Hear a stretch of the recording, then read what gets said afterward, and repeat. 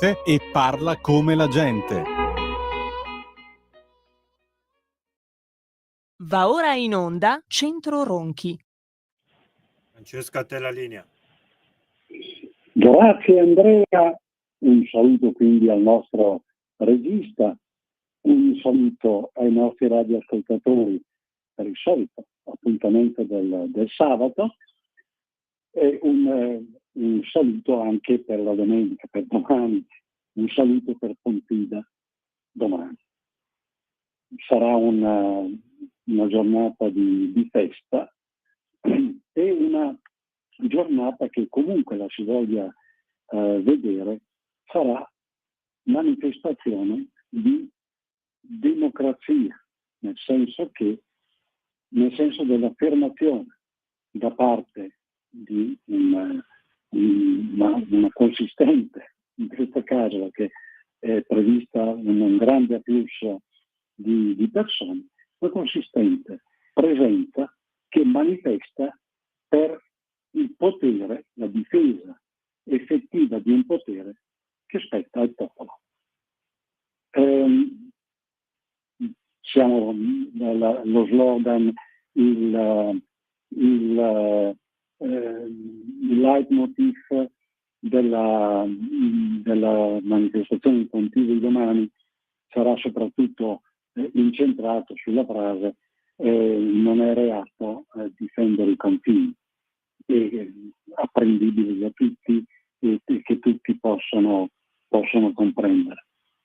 Ma non è solo questo, cioè al di sotto, là dove si dice non è reato difendere i confini, si dice anche c'è il diritto da parte di un popolo di difendere il proprio potere, il potere di disciplinare determinati rapporti al proprio interno, secondo i propri costumi, secondo le proprie istituzioni, secondo il modo proprio anche di sentire e di ragionare. Questo è il significato più profondo della manifestazione di domani. Quindi una festa della democrazia, una festa della difesa del democratos, del potere del popolo. In questi mesi abbiamo percorso un tracciato per spiegare in termini molto terra, per carità, senza nessuna pretesa di calare niente dall'alto, il significato della democrazia, cioè la necessità dell'esistenza di un popolo, il fatto che al popolo venga riconosciuto un potere specifico al proprio interno rispetto all'esterno e a seconda delle istituzioni che esso crea, da quelle originarie tribali a quelle assembleari, alla stessa partitocrazia che andremo poi a esaminare, a discutere, definizione che fu data da un giornalista, l'avvocato Lucifero, e ripresa da uno studioso, un profondo studioso del diritto, professor Maranini, andremo a valutare e a pesare, proprio per ciò che essa significa, in rapporto alla democrazia, al potere del popolo. Abbiamo anche visto, ci siamo posti le domande circa l'effettività di questa democrazia, potere del popolo, laddove abbiamo visto che con gli eventi che a partire dal 24 febbraio del 2022 si sono succeduti, mettono in dubbio l'effettività di questo potere dei popoli, anche in Occidente. Cioè, le guerre o la guerra, che se vogliamo unitariamente vederla, che sono scoppiate, sono passate sopra la testa dei popoli, hanno addirittura massacrato un popolo, quello ucraino, e la volontà di questi popoli non è stata nemmeno consultata. Abbiamo una guerra le cui ragioni profonde sono tuttora abbastanza misteriose, determinata dall'invasione da parte di uno Stato, degli eserciti di uno Stato, del territorio di un altro Stato, il massacro del popolo e uno stato economico di guerra più o meno che ha colpito tutti quanti i popoli europei. Il tutto senza che i popoli abbiano avuto alcuna voce in capitolo e non l'hanno avuta né le loro istituzioni, gli stati, né l'istituzione che dovrebbe in Europa fare da vertice ad essi, cioè l'Unione Europea, che ha dimostrato di essere un ente totalmente inerme, totalmente inadatto per situazioni di questo tipo. Abbiamo detto, è un ente burocratico, nato secondo una concezione socialista dell'organizzazione sociale, quindi una struttura che, non essendo un soggetto politico, non è che possa fare molto a riguardo, non serve sotto quel profilo. Ora serve molto poco. Si è detto quindi che occorre ripensare al modo di organizzarsi, all'organizzazione dell'Europa per poter avere nuovamente riprendere un cammino, quello intrapreso da De Gasperi, da Schuman, da Adenauer, per avere nuovamente un soggetto politico, che ho detto, cioè che sia rappresentativo di un Kratos dei popoli che fanno tanto grande, tanto bella e tanto avanzata sotto il profilo del pensiero la nostra Europa. Questo il quadro. A questo disegno, a questo modo di vedere e di pensare, si contrappone il pensiero tecnicistico, pensiero razionalistico, assolutamente razionalistico, che è proprio della sinistra. Un pensiero che si basa sulla concezione che la struttura così, ogni struttura così come viene creata, è ciò che di meglio può competere ad ogni settore sociale e ad ogni comparto sociale, è il massimo disponibile, razionale in assoluto, quindi vera, struttura la verità, possiede la verità del momento, l'insieme di queste strutture darebbe luogo al massimo della razionalità.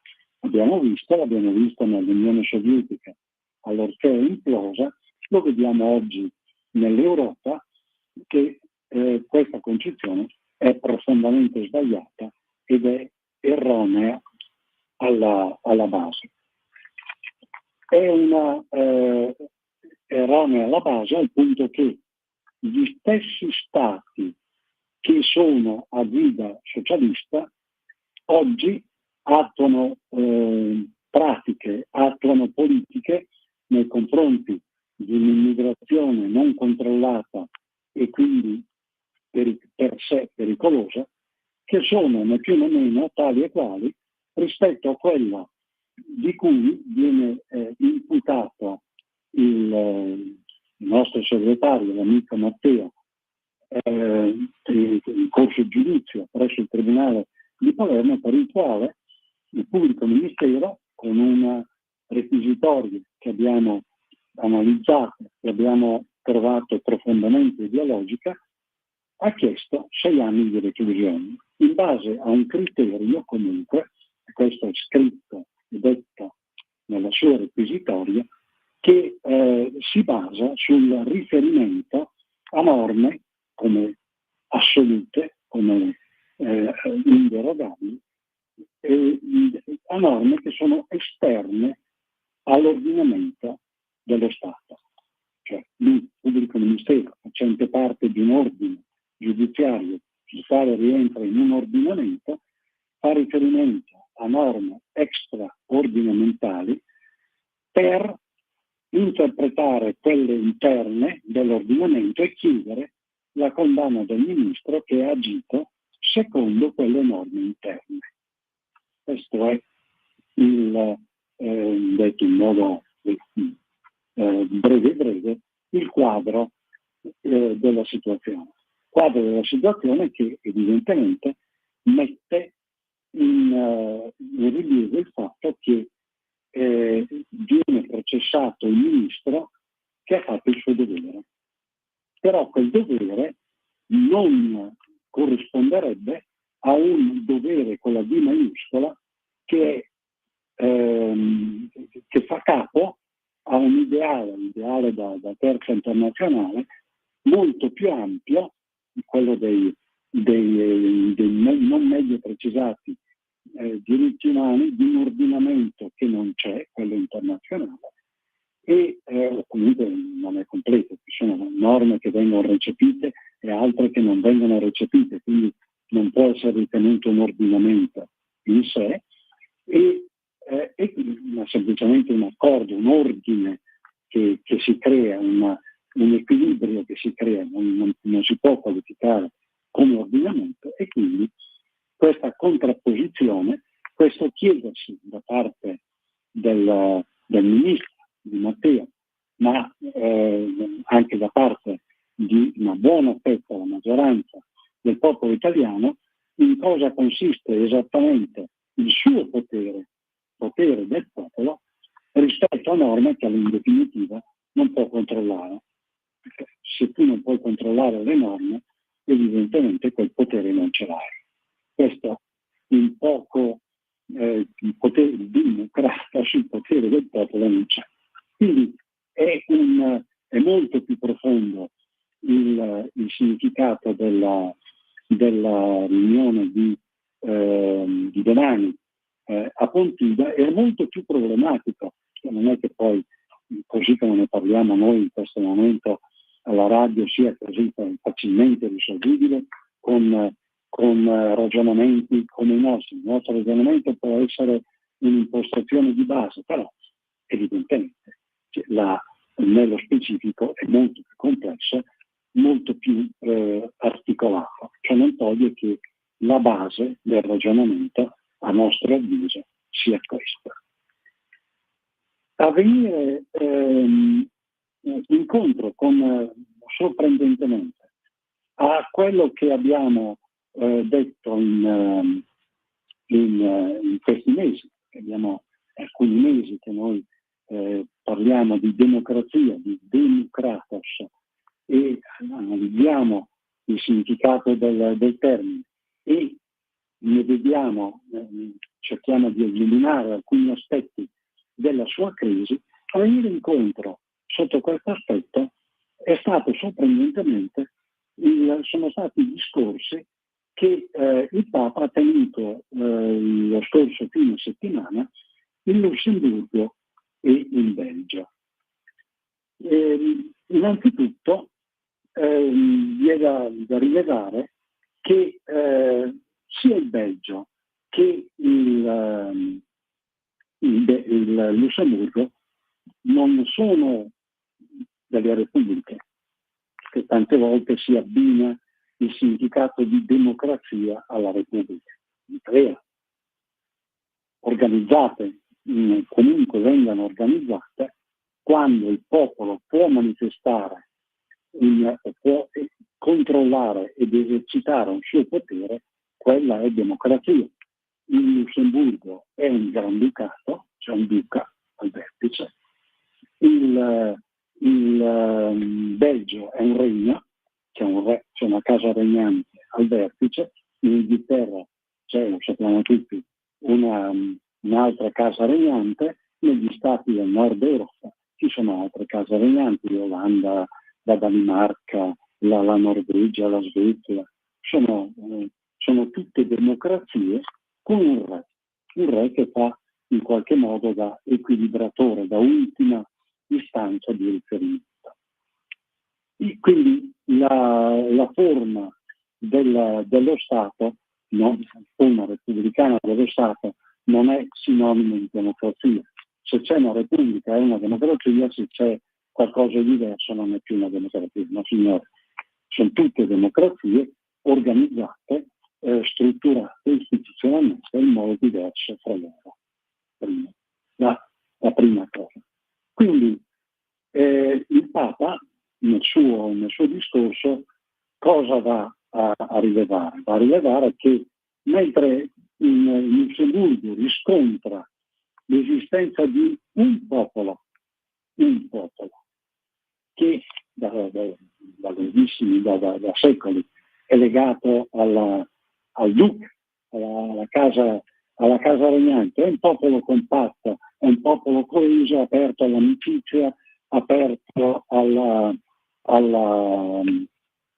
rapporti con liberi rapporti con gli altri popoli, e quindi aperto anche ad ascoltare la voce di un pensiero cattolico e l'esistenza stessa di un pensiero cattolico. In Belgio, diversamente da quello che avviene in Lussemburgo, questa disponibilità ad accettare la parola di l'esistenza di un pensiero diverso dal mainstream risulta essere inferiore. E guarda caso in Belgio ci sono due distinti popoli, i fiamminghi e i valloni, i quali hanno sempre avuto da questionare tra di loro, e verso i quali la casa regnante, più che esercitare un'azione di temperamento, di unificazione, che comunque per la verità avrebbe anche fatto forse travagliare la casa regnante stessa, ha sempre cercato di in qualche modo cavalcare le rivalità per acquisire, per stare in sella, per acquisire un maggior potere. E il fatto che ci siano due distinti popoli, che cosa crea? Crea scarsa coesione sociale. E quindi nel momento in cui vediamo che, ad esempio nel Belgio, anche per via della immigrazione molto pesante, molto presente, in particolare nelle periferie di Bruxelles, quartiere famigerato quartiere dei terroristi che hanno anche compiuto le stragi a Parigi. Queste disarmonie, queste fratture all'interno della società che hanno favorito la presenza di questi gruppi compatti, esaltati, criminali, che hanno provocato stragi, questa mancanza di compattezza, al punto che non riescono neanche a eleggere un primo ministro che rimanga in carica il giorno dopo la sua elezione. Bene, questo provoca una crisi della democrazia. Allorché i popoli sono diversi, questo kratos dei, questa democrazia, potere del popolo, viene meno. Comunque va gestito diversamente. Va gestito diversamente perché non c'è un popolo, ce ne sono due. E attenzione, non è soltanto in Europa la situazione del Belgio. Le situazioni in Europa sono molteplici sotto questo profilo, ed ecco il motivo per il quale si ritiene che noi riteniamo che l'impostazione di un soggetto politico da dare, verso il quale unificare i costumi, le politiche europee nel loro complesso, non possa che partire da questa realtà, la realtà di popoli diversi che fra loro devono coordinarsi per raggiungere il fine comune, il bene comune rappresentato dai comuni interessi europei.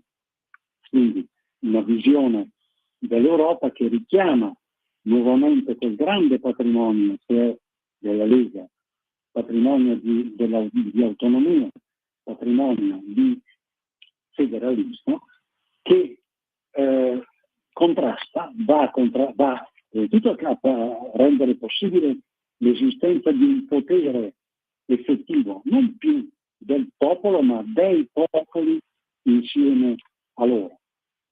Ma non solo quello, ma il potere, una struttura, un potere politico, un soggetto politico che tuteli e ricomprenda tutte le diversità, le iridescenti diversità che costituiscono la bellezza, la grandezza dell'Europa, che hanno dato luogo a quel pensiero che ancora oggi illumina, ha illuminato comunque negli ultimi secoli la civiltà mondiale.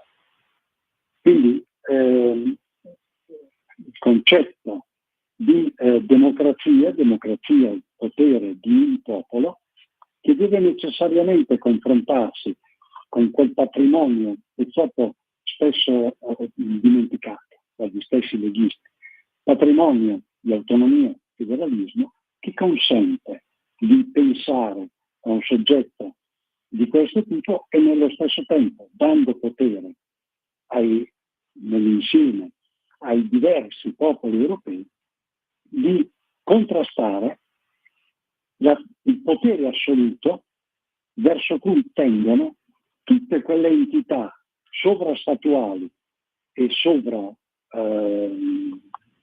sovranazionali, sovrastatuali, assolutamente al di fuori da ogni controllo, che stanno prendendo il sopravvento e che minacciano di introdurre un sistema pratico di oppressione, un sistema pratico di totalitarismo più spaventoso che si sia mai visto, condito, come abbiamo detto nelle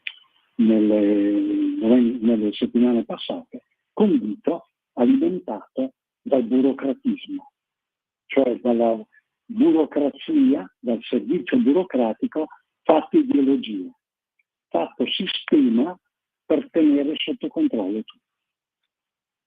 Questo è da un lato il pericolo, il grandissimo pericolo che corriamo, l'abbiamo detto, l'abbiamo visto, lo vediamo tutti i giorni, i moduli, i protocolli ormai sono impossibili da modificare e sono quelli che regolano la nostra vita. Se vuoi è così, se non vuoi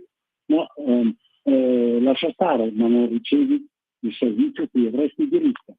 E gli stati diventano poco o tanto diventano degli esattori di tasse, di imposte, ma i servizi, anche quelli essenziali, vengono delegati a questi poteri che sfuggono al controllo degli stessi stati. È il totalitarismo, l'immagine del totalitarismo come nemmeno poteva essere pensata dal peggior teorico totalitario in questo senso. Dicevo, il Papa ha fatto riferimento a tutto questo e ha fatto riferimento e l'ha fatto con estremo coraggio. Ha detto una cosa che abbiamo ripetuto noi per tante volte, sembrava fosse aria fritta. Ha detto una cosa fondamentale. Nella nostra società è venuta meno la voglia di cercare la verità mediante un pensiero libero e personale. Preferiamo gettare il cervello all'ammasso in pratiche già preconfezionate che non costa fatica seguire, piuttosto che pensare reagendo a ciò che stiamo facendo. Quindi pensare che abbiamo la responsabilità di ciò che facciamo e che questa responsabilità, nell'insieme con le responsabilità di tutti gli altri consorziati, vanno a formare quel Dei Kratos al quale tendiamo. Se non c'è questa assunzione di responsabilità, questa capacità di pensare, questa continua ricerca di una verità pur piccola, giorno dopo giorno, non si costruisce, non si mantiene in vita, non si alimenta una democrazia. Perché se non c'è responsabilità, se non c'è attività, non c'è neanche potere e non c'è neanche esercizio di potere. Non si può neanche pensare a come controllare quel potere. Prima o poi sfugge di mano. Ed è quello che nella sostanza andiamo domani a rivendicare, a palesare a Pontida nel fondamento. Nel fondamento dobbiamo dire che, o almeno andiamo a dire che quel potere che Matteo Salvini, l'amico Matteo Salvini, ha esercitato quale ministro dell'interno in quell'occasione che è oggetto del processo di Palermo, corrispondeva a un potere del popolo, a un democratos. Quindi o questo democratos è in discussione, addirittura al proprio interno, e quindi non esiste, non c'è, quantomeno è diverso, non sappiamo quale sia, oppure Matteo Salvini ha agito bene in corrispondenza rappresentando quel democratos che al popolo compete. Democratos, ripeto, che corrisponde a modalità, a formule, a costumi che sono diversi tra loro. Talora si manifestano in forme che sono addirittura inconciliabili. Ed è qui che interviene la dottrina, la conoscenza di quel portato enorme, patrimonio enorme culturale, che si chiama autonomia, che si chiama federalismo. Perché è chiaro che un popolo, con i suoi costumi, non può pretendere di imporre a tutti gli altri quello che pensa, quello che fa, il come agisce. Può pretendere, deve mettersi d'accordo. Ora, nel mettersi d'accordo, rispettando l'altro e chiedendo di essere a propria volta rispettate, servono altre teorie, altri mezzi servono, e quei mezzi, quelle teorie, sono quelle che oggi mancano, attenzione, che la Lega ha, che dovrebbe forse risuscitare, e che servono per rendere effettiva un'Unione Europea che oggi come oggi è solo e soltanto, proprio come struttura, un ente burocratico. Perché questo è il quadro, è ciò che di là da ogni insulto, di là da ogni sottovalutazione, rappresenta il raduno di domani a Pontida. Questo cammino per la democrazia che non è soltanto legata al fatto assurdo, se vogliamo, di Matteo Salvini a processo a Palermo, non è legata solo a quello, ma guarda anche oltre, guarda anche alla futura concezione dell'Europa. È un cammino, quindi, come diceva il Papa l'anno scorso fine settimana a Bruxelles, è un cammino di ricerca, una manifestazione, quella di domani, di ricerca della verità, di consapevolezza di ciò che è accaduto e di ciò che si deve fare, se non c'è ancora la consapevolezza, di acquisizione di questa consapevolezza, esercitando un pensiero proprio e libero. Questo è l'interiore significato del raduno di Pontida, il raduno di persone libere che ragionano da sé, che capiscono e sanno cosa significhi e quale sia la responsabilità, cosa significhi il potere di un popolo e quali ne siano i limiti, e quindi ma anche quando le scena poi l'estensione, che se no non si capisce niente.